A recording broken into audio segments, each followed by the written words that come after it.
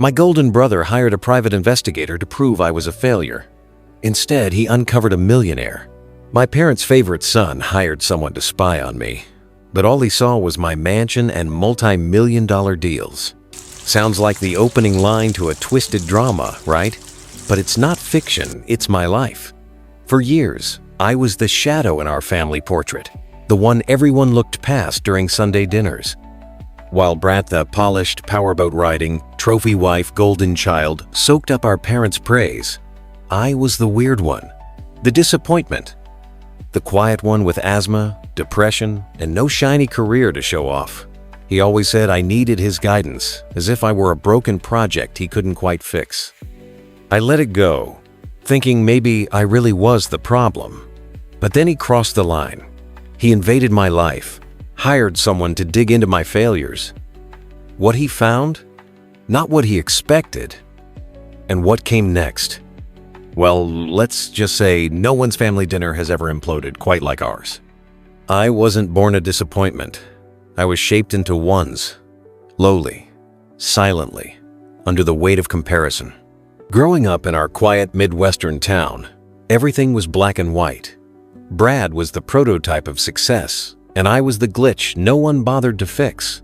While he won trophies and shook hands with coaches, I was hiding my inhaler in my hoodie, hoping no one noticed how often I sat out in gym class. When I cried at school, they called me fragile. When Brad yelled, he was passionate.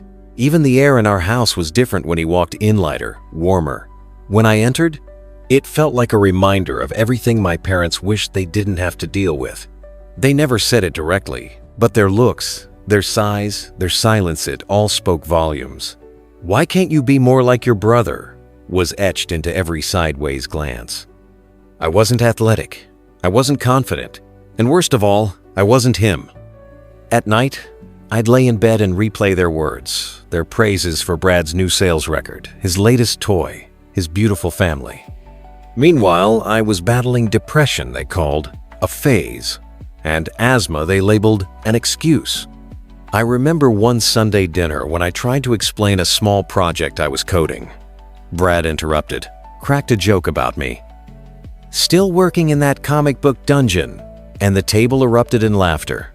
I laughed too, because it was easier than defending myself, easier than explaining that I was already building something real. They didn't want to hear it. They never did. All they saw was the quiet, unmarried, mental case who never quite measured up, but they were wrong. And soon, they'd see it. Sunday dinners were supposed to feel like family warm, familiar, grounding. For me, they were a 3-hour hostage situation dressed up as pot roast and passive aggression. My parents insisted I come every week, even though the round trip devoured half my weekend. According to them, I had nothing better to do. No wife, no kids, no real Job, at least not one they understood or respected. They still told people I worked at the comic book store I left 7 years ago. Brad, of course, was the showman. He strutted in with stories about boat upgrades, expensive vacations, and networking dinners that sounded more like parties funded by someone else's credit line. His 2 kids' little terrors in cleats were paraded like junior Olympians. And his wife? Always there, always quiet, the perfect accessory to his perfect life. He'd dominate the conversation, turn everything into a humble brag. "You should get out more," he'd tell me, while swirling his wine. "You'd be surprised what a little sunshine and a real paycheck can do." My father would nod approvingly. My mother would chuckle like it wasn't a punch to the gut. Meanwhile, I sat there, swallowing the bile rising in my throat, knowing I had more money in investments than he'd ever see, but saying nothing, because explaining it wouldn't matter. They didn't care. Not really. Worse than the silence, though, was the pity. They looked at me like I was broken. Like every Sunday was their weekly charity inviting the underachiever to bask in the glow of their golden sun. It wasn't dinner. It was a ceremony, and I was the sacrificial offering. But what none of them realized was that the quiet one? He was watching, and he was done playing the part of the failure. The reckoning was coming.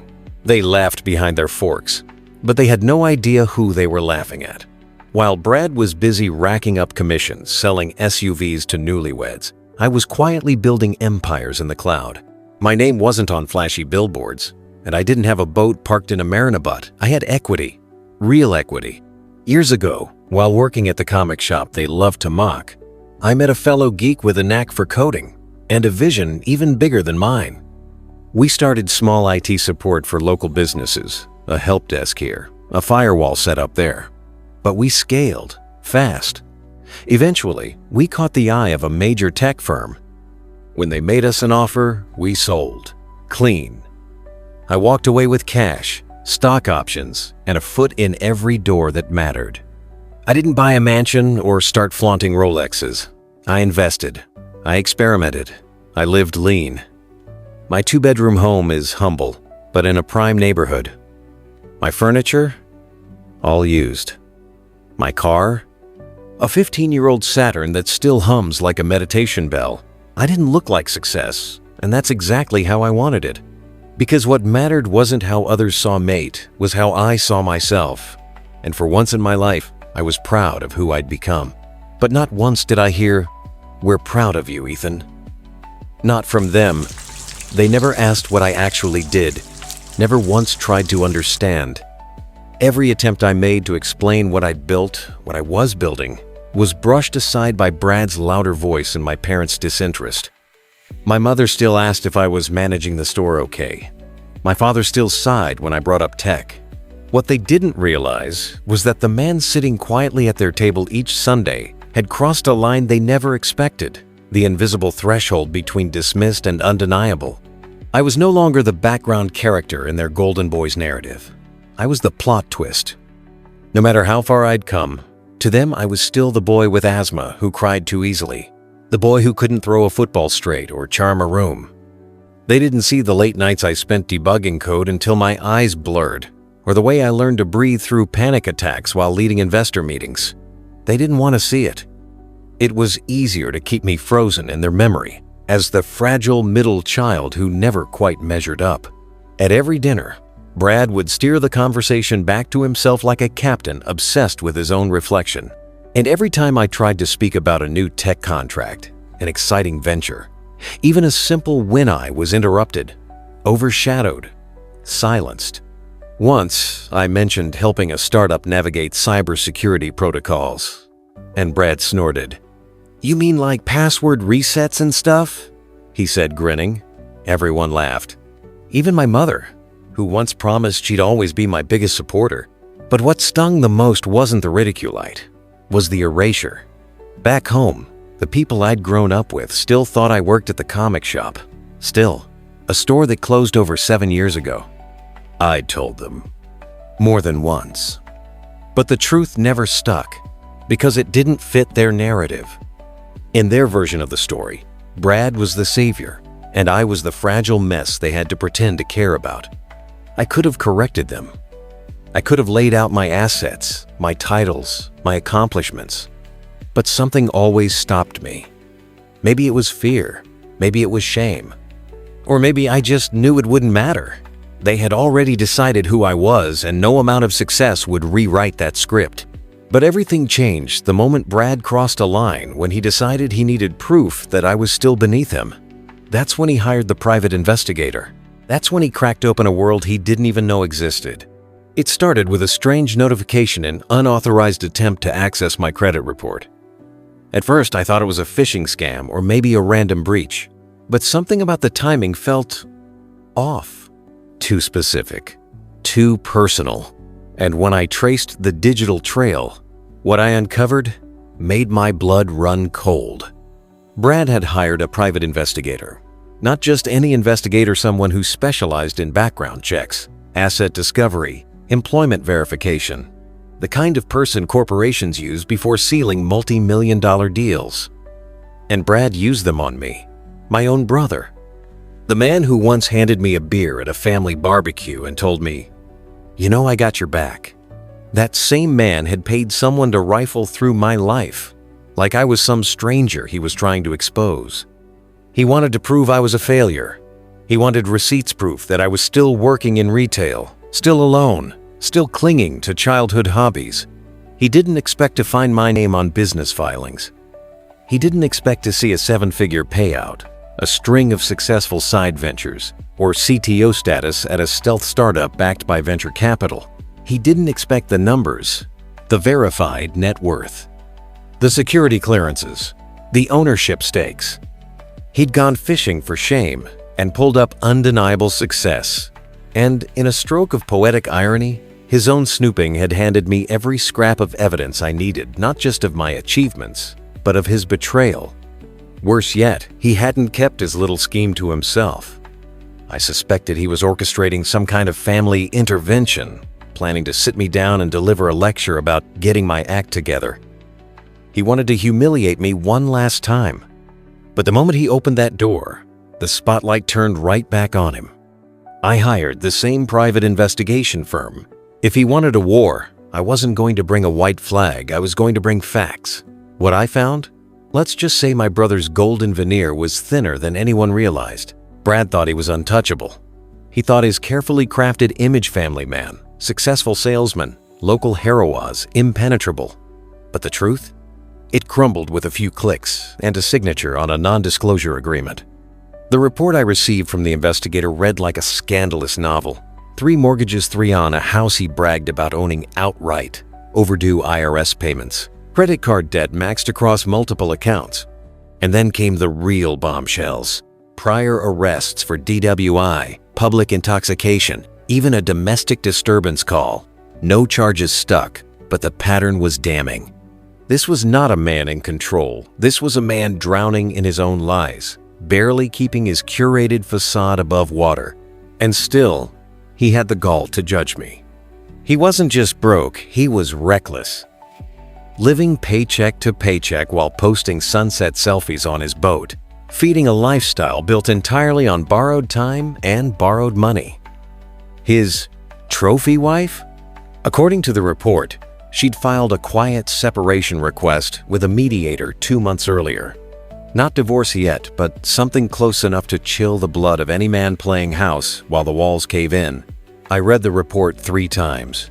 Not because I needed confirmation, but because I couldn't quite believe how deep his deception went. For years, I had been the one silenced, undermined, laughed at. And all along, Brad was the one spiraling. I knew I had to play this right. I wasn't going to scream it from the rooftops. Number. I was going to let it unfold where it mattered most, at the dinner table, in front of the very people who once told me to be more like him. Let them see who they'd crowned king. Let them sit in silence while their golden boy burned under the weight of his own secrets. Retribution wasn't the goal. But vindication? That was finally within reach. The next Sunday dinner felt like walking into a stage play where I already knew the script and the ending. Only this time, I wasn't punchline. I wore the same secondhand button-up they always mocked, drove the same beat-up Saturn, and arrived 5 minutes early. Let them think nothing had changed. But everything had changed. At first, things were painfully familiar. My mother fussed over the roast. My father grumbled about taxes. Brad dove headfirst into yet another story about closing a massive deal. He bragged about a new bonus check that was life-changing. I smiled, nodded, waited. Then came the shift. My mother, oddly reverent, turned to me and asked what I'd been up to lately. A first. Brad's jaw tightened. He wasn't used to sharing attention. I gave a brief answer. Some exciting work at the new startup, nothing big. The table quieted. Brad's voice jumped in louder than needed about his promotion and the boat upgrades. That's when I leaned in.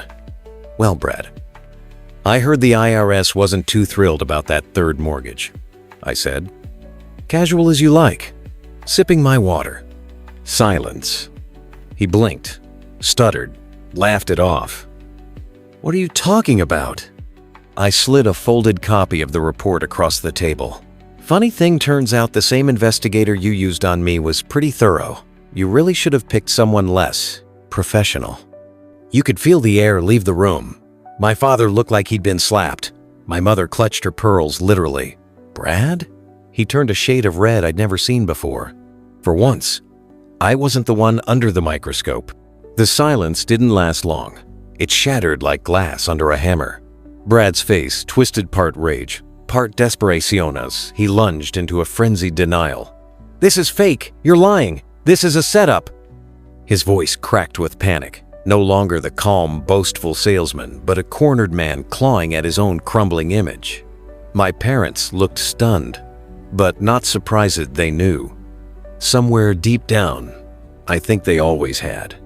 I sat back, calm, controlled, letting him burn. "You hired the agency," I said quietly. "You opened this door. All I did was walk through it." And that's when it turned.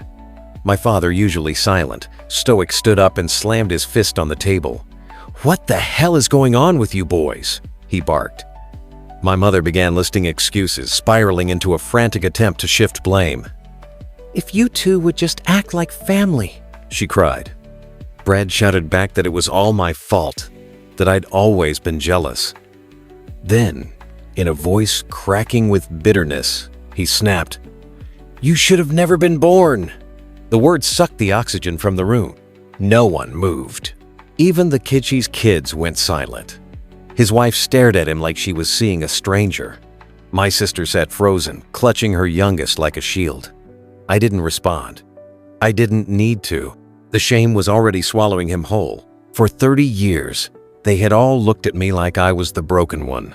But in that moment, with secrets exposed and civility shattered, it was Brad who stood at the center of chaos. The golden boy tarnished in front of the whole family. And the saddest part, he wasn't sorry. He was cornered. This wasn't justice.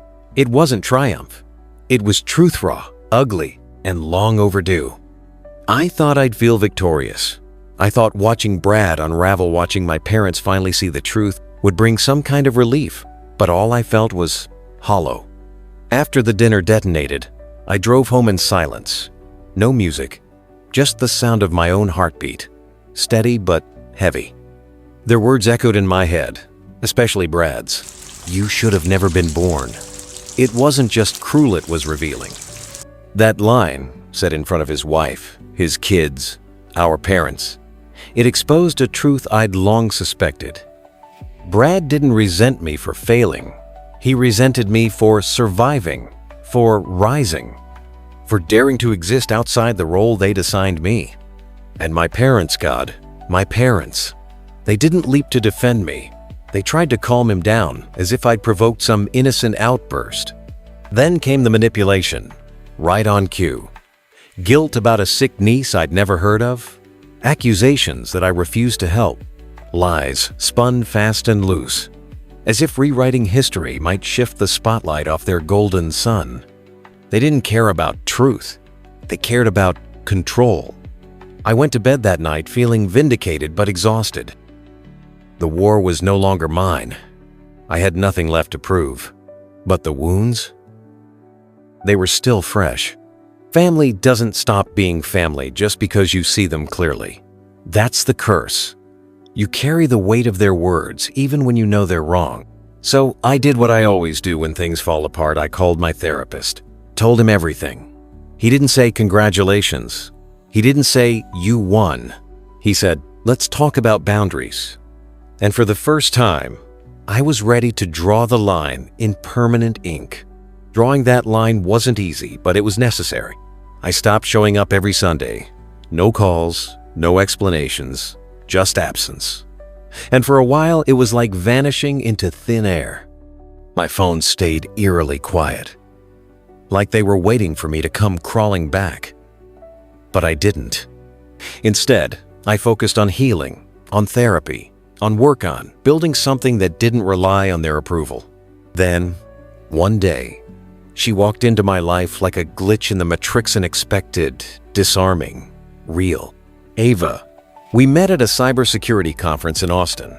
She was on stage, giving a talk about digital identity integrity, and I was captivated, not just by her mind, but by the way she moved through the world. No performance, no pretense, just presence. We grabbed coffee after the session, and somehow that turned into dinner, then long walks, then movie nights. She didn't flinch when I told her about my past. She didn't try to fix it. She just listened. When I finally shared the full story, the dinners, the investigator, Brad, she didn't say, "That's awful."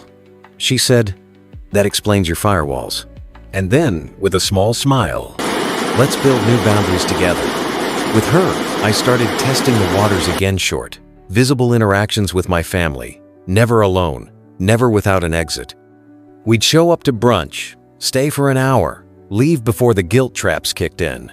Ava was my buffer, my shield, but also my mirror. She helped me see what I deserved. And the more time we spent together, the clearer it became. I didn't want to go back to who I was before. I was done shrinking to fit their comfort zones. This wasn't about revenge. It wasn't even about forgiveness. It was about freedom. Finally, after a lifetime of being boxed in. And for once, I wasn't just surviving, I was choosing. Now, I show up when I choose to. Sometimes I bring Ava. Sometimes I don't go at all. The infamous Sunday dinners still happen, but they happen on my terms.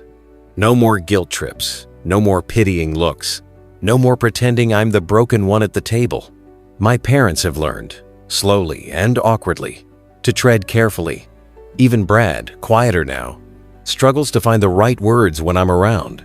His swagger's gone, replaced by something I never expected to see in him: restraint. But this isn't a happy ending. It's a beginning. Ava and I talk about the future often. A home of our own. A life built on trust, not expectations. Maybe even a familiar family. One raised not in judgment, but in love. And still, there's that lingering question: what happens when I introduce my kids to the people who spent a lifetime trying to break me? That answer isn't clear yet. But I do know this: whatever comes next, I'll face it on my feet, not on my knees. I'm not the forgotten middle child anymore. I'm the man who rewrote the story. And this time, I'm writing the ending myself.